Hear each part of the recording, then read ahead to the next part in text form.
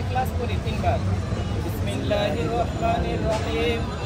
আল্লাহু আহাদ আল্লাহুস সামাদ লাম ইয়ালিদ ওয়া লাম ইউলাদ ওয়া লাম ইয়াকুল লাহু কুফুওয়ান আহাদ। বিসমিল্লাহির রহমানির রহিম। আল্লাহু আহাদ আল্লাহুস সামাদ লাম ইয়ালিদ ওয়া লাম ইউলাদ ওয়া লাম ইয়াকুল লাহু কুফুওয়ান আহাদ। বিসমিল্লাহির রহমানির রহিম। আল্লাহু আহাদ আল্লাহুস সামাদ লাম ইয়ালিদ ওয়া লাম ইউলাদ ওয়া লাম ইয়াকুল লাহু কুফুওয়ান আহাদ। আমরা সবাই দরুদ শরীফ পড়ি, দরুদ ইব্রাহিম, যেটা নামাজে পড়া হয়। আল্লাহুম্মা সাল্লি আলা মুহাম্মাদিন ওয়া আলা আলি মুহাম্মাদ কামা সাল্লাইতা আলা ইব্রাহিম ওয়া আলা আলি ইব্রাহিম ইন্নাকা হামিদুম মাজিদ। আল্লাহুম্মা বারিক আলা মুহাম্মাদিন ওয়া আলা আলি মুহাম্মাদ কামা বারাকতা আলা ইব্রাহিম ওয়া আলা আলি ইব্রাহিম ربنا لا تزغ قلوبنا بعد إذ هديتنا وهب لنا من لدنك رحمة إنك أنت الوهاب رب ارحمهما كما ربياني صغيرا وقل رب ارحمهما كما ربياني صغيرا ربنا لا تؤاخذنا إن نسينا أو أخطأنا ربنا وتقبل دعاء আয় পরওয়ারদিগার মাবুদ মাওলা মেহেরবান খোদা, তোমার কুদরতি দুইখানা চোখ দিয়ে দেখো মাওলা, আমরা সবাই কতিপয় গুনাহগার বান্দা, শুধু আমাদের এখানে নয় আল্লাহ, সারা বাংলাদেশ থেকে যে যেখান থেকে দেখতেছে আল্লাহ, আমার মনে হয় সবাই হাত উত্তোলন করেছে এই আপসহীন নেত্রীর জন্য। আয় আল্লাহ রব্বুল আলামিন, আপনি দয়া করে মায়া করে আমাদের নেত্রী বেগম জিয়াকে সুস্থতা দান করুন। আল্লাহ রব্বুল আলামিন, তুমি আর চিকিৎসা যেখান থেকে শেষ হয়ে যায় সেখান থেকে আপনার চিকিৎসা শুরু হয় আল্লাহ। আপনি চাইলে অসুস্থতাকে সুস্থতা দান করতে পারেন আল্লাহ। রব্বুল আলামিন, হাজার হাজার লক্ষ লক্ষ ধর্মপ্রাণ মুসলমানদের একটাই দোয়া আল্লাহ, এ আল্লাহ আপনি আমাদের এই আপসহীন নেত্রীকে আল্লাহ সুস্থতা দান করে দিন।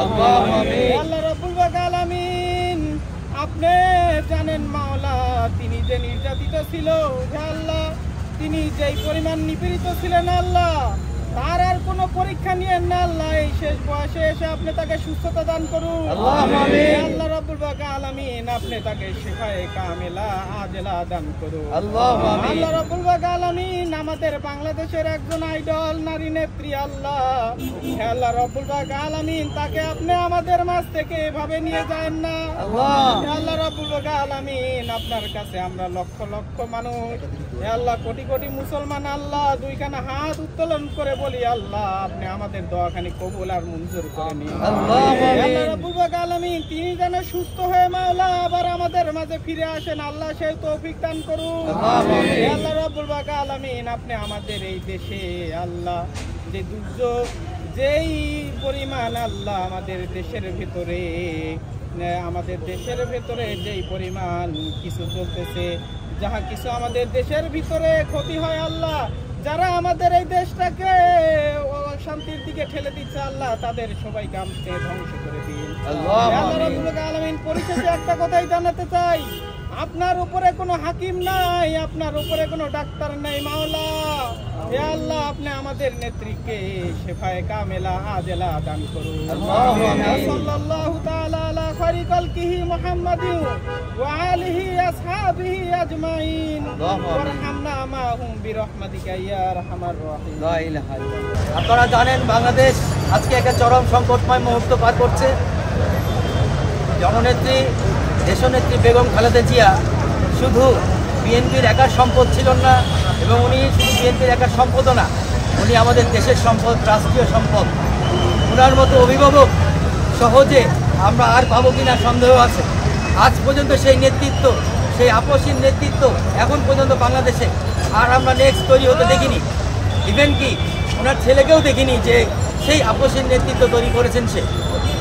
আমাদের সকলের অন্তরের অন্তঃস্থল থেকে আমরা দোয়া করি ওনার দীর্ঘায়ুর জন্য, আমরা দোয়া করি ওনার সুস্থতার জন্য, আমরা দোয়া করব উনি যেন আরও দীর্ঘকাল বেঁচে থেকে বাংলাদেশকে বিশ্বের বুকে সুমহান মর্যাদায় নিয়ে যেতে পারেন। আমরা মৌলিক বাংলা দল থেকে শুধু দল না, দলমত নির্বিশেষে সারা বাংলাদেশের মানুষদেরকে নিয়ে আজকে এই গণমোনাজাত করছি। আমরা চাই সারা বাংলাদেশের মানুষ দলমত নির্বিশেষে ওনার দীর্ঘায়ু কামনা করুক, ওনার দীর্ঘায়ুর জন্য মহান আল্লাহর দরবারে দোয়া করুক, ওনার ফিরে আসার জন্য, আমাদের মাঝে ফিরে আসার জন্য দোয়া চাওয়া হোক।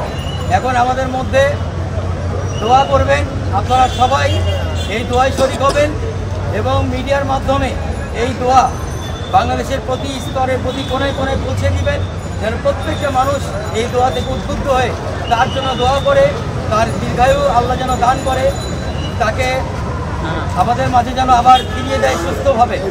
আমরা আবার সেই হাস্যোজ্জ্বল মুখটা দেখতে চাই। আমরা চাই উনি যেই যন্ত্রণার মধ্যে দিয়ে, যে নির্যাতনের মধ্যে দিয়ে আওয়ামী লীগ সরকারের এতদিন পার করেছে, আজকে এই যে সোনার ছেলেরা তার জন্য যে স্বাধীনতা নিয়ে আসছে, নতুন বাংলাদেশ বিনির্মাণ হচ্ছে, সেই বিনির্মাণে ওনার ভূমিকা আমরা অবশ্য কাম্য। আমরা সবাই চাই উনি আমাদের মাথার উপরে থাকুক, ছায়া হয়ে, বট গাছ হয়ে। আমরা ওনার নেতৃত্বে, ওনার মাধ্যমে সোনার বাংলাদেশ গর্ব তরুণদেরকে নিয়ে এই প্রত্যাশা রাখি।